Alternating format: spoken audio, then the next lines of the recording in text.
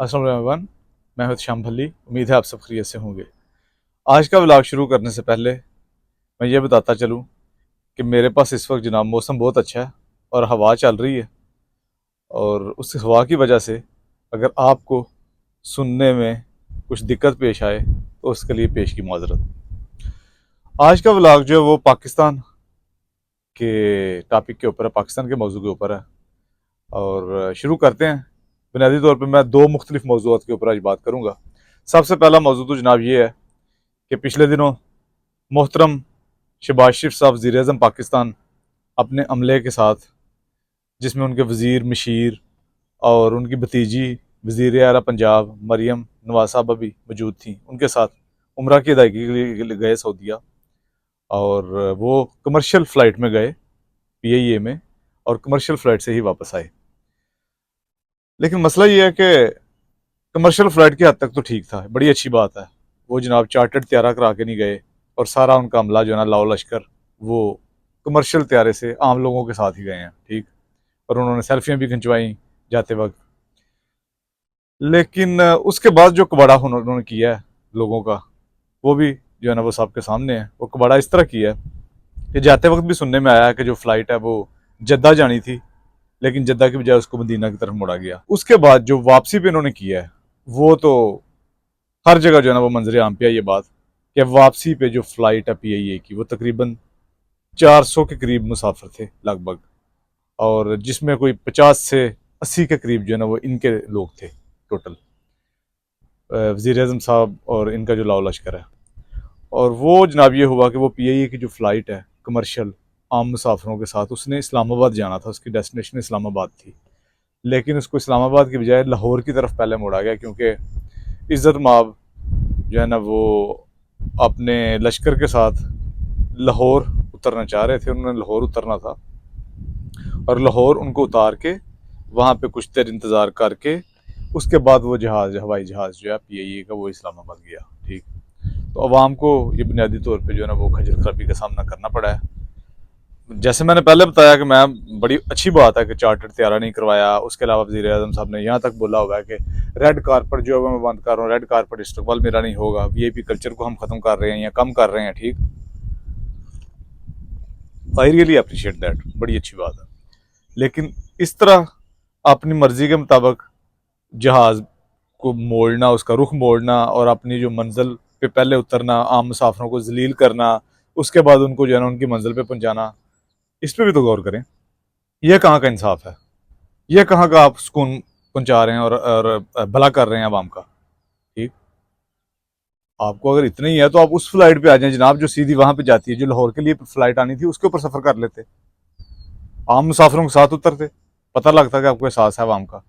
इस तरह के टोपी ड्रामे है ना वो बंद कर दें खुदारा, और आवाम का सही मायनों में जो है ना वो एहसास करें। अच्छा, ये तो हो गई ये वाली बात। इसके बाद जनाब दूसरा एक मसला, वो काफ़ी आजकल सोशल मीडिया भी ओपन करें या जो भी, वो काफ़ी ज़ेर बहस है, और लोगों के मुख्तलिफ़ किस्म के जो है ना वो तासरात हैं उस बारे में। और वो मसला ये है जो ईद वाले दिन पेश आया पाकिस्तान में, पाकिस्तान के इलाके बहावल नगर में। जी जनाब, मैं बात कर रहा हूँ बहावल नगर के पुलिस स्टेशन की, थाने की, जहाँ पे बावर्दी फौजियों ने रेड की है उस थाने पे। मैं रेड ही बोलूँगा, हमला तो नहीं मैं बोल सकता।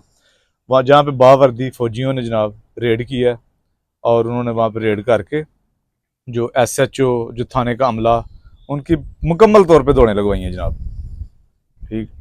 पंजाब पुलिस की दूसरे लफ्ज़ों में मुकम्मल तौर पे दौड़ें अगर किसी ने लगवाई हैं तो बावर्दी जो फौजी जिन्होंने वहाँ पे रेड किया था उन्होंने लगवाई हैं, ठीक। उन्होंने जनाब साथ साथ वीडियोज़ भी बनाई हैं, और साथ साथ बंदूकें पकड़ के पंजाब पुलिस के जवान, जो कि निहत्थे शहरियों पे आम हालात में जुल्म करना जो है वो बंद नहीं करते, और जिसका जहाँ पे जोर चले वो चलाता है। और अगर कोई हल्का सा पुलिस वर्दी को भी टच कर ले तो उस पर दहशतगर्दी का मुकदमा तक जो है ना ये बनाने से गुरेज नहीं करते। लेकिन इनकी दौड़ें लगी हैं। और फिर जो कि मुझे अच्छा नहीं लगा, यकीनी तौर पे सोशल मीडिया पे लोगों ने इनका मजाक उड़ाया और बोला कि बहुत अच्छा हुआ इनके साथ, लेकिन मैं अभी भी इस चीज़ का हामी नहीं हूँ, अच्छा बिल्कुल नहीं हुआ, ठीक।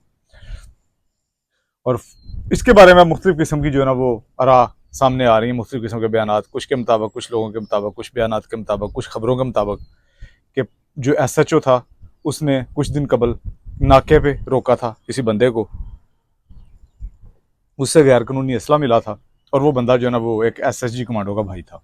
उसके बाद जो है ना वो इस एसएचओ ने माफ़ी भी मांगी, इसको मुअत्तल करके इसको गिरफ्तार भी किया गया, लेकिन उसी थाने में रखा गया था। तो अब मजीद जो है ना वो फौजी भाई आए थे एसएचओ को ज़रा थोड़ा सा मज़ा चखाने, और उसके साथ जो उसके दूसरे पुलिस वाले थे उनको भी। एक ये आ रही है स्टोरी सामने, जबकि दूसरी स्टोरी ये है कि एसएचओ ने अपने अमले के साथ एक घर पे रेड किया था कुछ दिन कबल, और वहाँ पे औरतों के साथ कोई बदतमीजी की थी। ये जो मैंने सुना है मैं वो बता रहा हूँ, ठीक।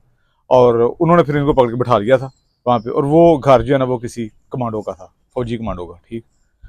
उसके बाद जनाब ये आ गए वहाँ से, और इन्होंने वहाँ से कुछ बंदों को भी पकड़ा था, उनमें शायद वो कमांडो साहब भी थे। फिर उसके बाद इन्होंने माफ़ी शाफ़ी मांग के अपनी जान छुड़ाई, लेकिन इनको मुअत्तल किया गया, इनको गिरफ्तार किया गया। और उसके बाद भी उनका राज नहीं हुआ फौजी भाइयों को, उन्होंने जनाब ईद वाले दिन बावर्दी होकर वहाँ पे पूरा रेड किया, और एसएचओ साहब जो अंदर गिरफ्तार थे उनको भी ज़रा फैंटी शैंटी लगाई है, और बाकी हमले को भी। और एंड पे जनाब ये हुआ है कि नारे लगे हैं, नारा तकबीर, और फौजी जवान और पुलिस वाले गले मिल के उन्होंने जनाब सारा मसला हल हो गया, हम इकट्ठे हैं, नारे लगाए हैं। लेकिन उन नारों में भी उन पुलिस वालों की जो है ना वो मासूम और मजबूर शक्लें देखी जा सकती हैं।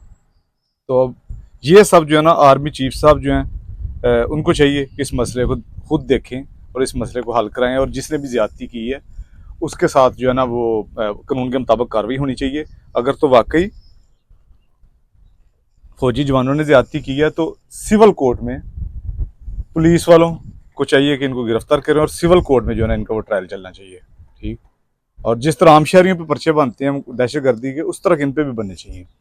और जहाँ पे पुलिस वालों ने ज्यादती की है वहाँ पे पुलिस वालों के साथ कानून के मुताबिक जो है ना वो एक्शन होना चाहिए, क्योंकि आम शहरी के लिए ही कानून क्यों मुख्तलिफ है, सबके लिए कानून जो है वो बराबर होना चाहिए।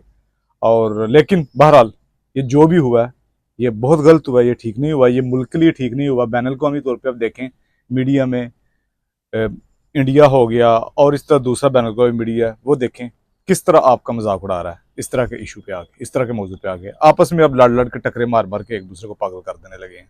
खुदारा होश के नाखुन लें और पाकिस्तान का सोचिए और कट्ठे आगे मिल के बढ़ें, ठीक। और जिसने भी ज्यादती की है उसके साथ कानून के मुताबिक कार्रवाई होनी चाहिए। अगर एसएचओ ने की थी तो कानून के मुताबिक कार्रवाई उसके साथ होनी चाहिए। और ये जिन्होंने इस तरह रेड किया है वर्दियां पहन के फौजी जवानों ने, इनके साथ भी कानून के मुताबिक सिविल कोर्ट्स में जो है ना वो कार्रवाई होनी चाहिए। और फौज जो है वो काबिल एहतराम इदारा, फौज की वजह से ही इस टाइम पाकिस्तान की सिक्योरिटी है, पाकिस्तान चल रहा है। पाक फौज यकीनन जिंदाबाद है, और हमारी पुलिस जो है वो भी जहाँ तक जो अच्छे लोग उनमें मौजूद हैं वो शहरियों का ख्याल रखते हैं। लेकिन जो इस तरह की काली बेड़े हैं उनके खिलाफ एक्शन लेना चाहिए, बजाय इस तरह के गले मिला के और मामला रफा दफा करके। ऐसे जनाब ऐसे नहीं होना चाहिए, इस तरह जो है ना वो मजीद गलत फहमियाँ पैदा होती हैं। बस आज के व्लॉग में इतना ही, इंशाल्लाह अगले व्लॉग में किसी और मौजू पर बात करूँगा। अगर आपको व्लॉग पसंद आए तो लाइक और सब्सक्राइब कीजिएगा। अगले व्लॉग तक के लिए अल्लाह हाफिज़।